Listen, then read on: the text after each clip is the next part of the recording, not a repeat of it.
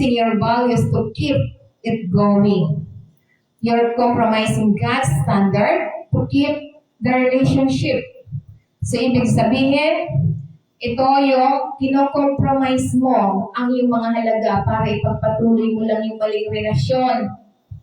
Kino-compromise mo ang pamantayan ng Diyos para lang mapanatili ang iyong relasyon. So, ito yung mali.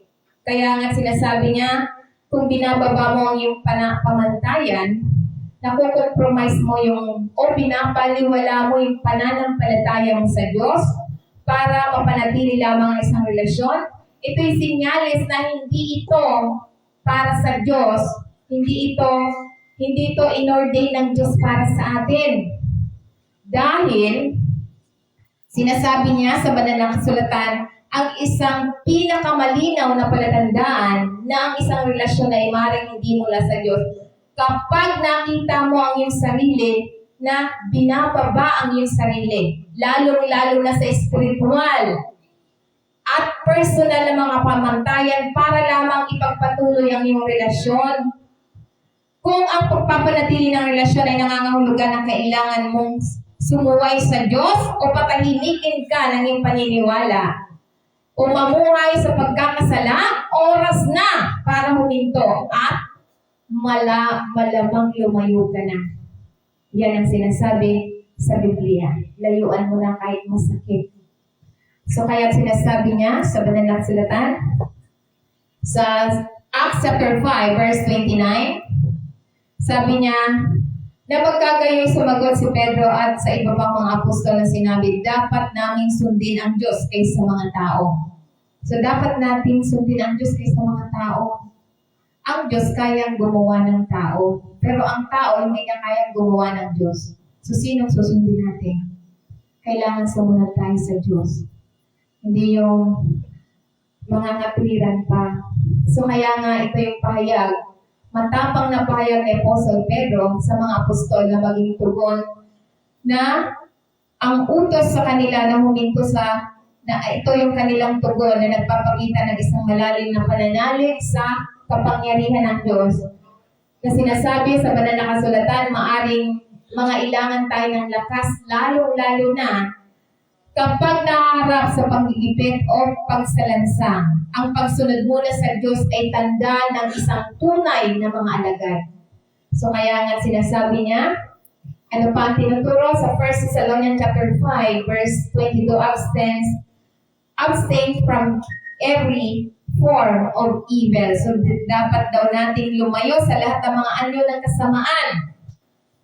So kaya nga tinihimok tayo bilang mananampalataya na hindi lamang iwasan ang mga kasamaan mismo, kundi maging ang itsura nito. So iwasan natin, alam naman natin mali. Na lagi na lang yung mali na wala kang tayong panahon sa Diyos, mali yan. Yung lagi na lang pagdating ng sa ibang bagay may panahon ka, pagdating sa gawain sa church, walang panahon, mali din yan.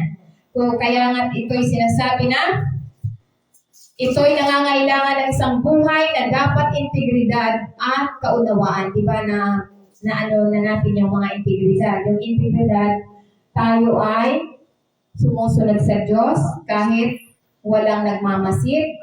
Isinasabuhay natin ang salita ng Diyos kahit walang nag-uutos, nagpapaalala.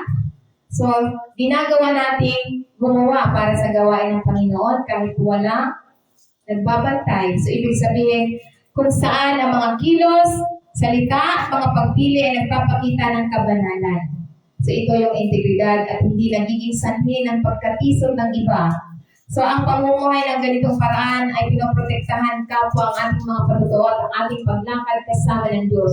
So na nagpapakita ng matinding pagnanais na parangalan siya sa lahat ng bagay kahit na kung paano maiintindihan ang mga bagay.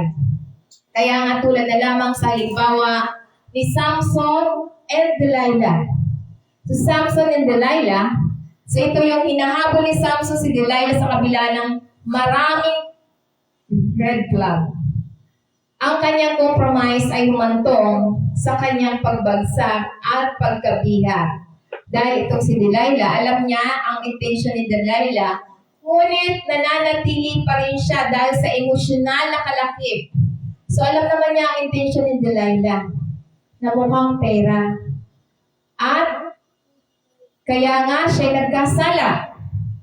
So ito yung laging pinapagalitan niya siya araw-araw ni Delilah. Ano pat ang kanyang kaluluwa ay nagbabagabag hanggang sa mamatay si Samson dahil mali ang kanyang relasyon. So, kaya kapag mali, yan yung sign na dapat mo nang bumitaw, sabi ng Panginoon.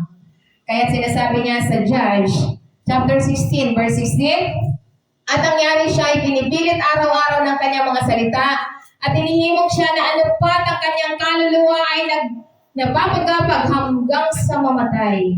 So ito yung paulit-ulit na nilalarawan ang matinding paggigipit na hinaharap ni Samson mula kay Delilah. At patuloy na pinipilit siyang ibunyag ang lihim ng kanyang lakas. So paulit-ulit na pinupulit ni Delilah dahil sa pera.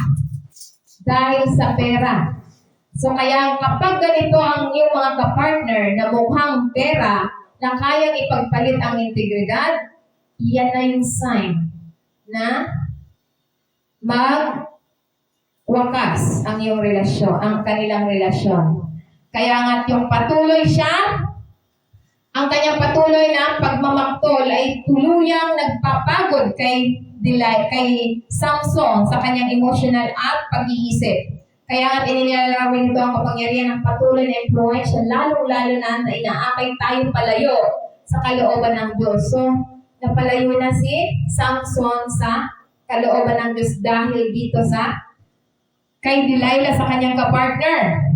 So, ang kahinaan ni Samson ay nagsilbing isang babala. Dapat nating bantayan ang ating mga puso. Huwag nating pairalin ang ating puso. Na maging matalino tungkol sa kung sino ang pinapayagan nating magsalita sa ating buhay. Lalong-lalo na sa malapit na relasyon.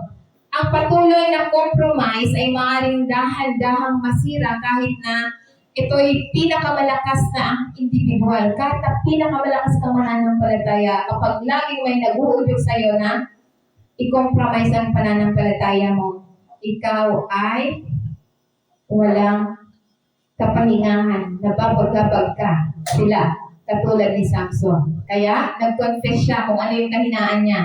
Kaya siya'y natalo at namatay dahil sa kanyang confession, dahil sa pangulit ni Delilah, dahil lang sa pera. So, kaya nga ito'y sinasabi na, nananatili ba kayong tapat sa Diyos o binabaluktot nyo para lamang maiwasan ang alitan nyo ng iyong relasyon?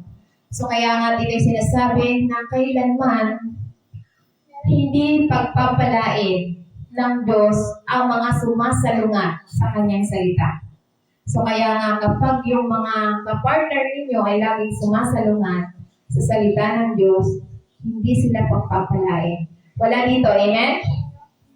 Kaya, lagi natin ipagpipray yung ating mga mahal sa buhay na huwag maging Delilah ang kanilang kapartner.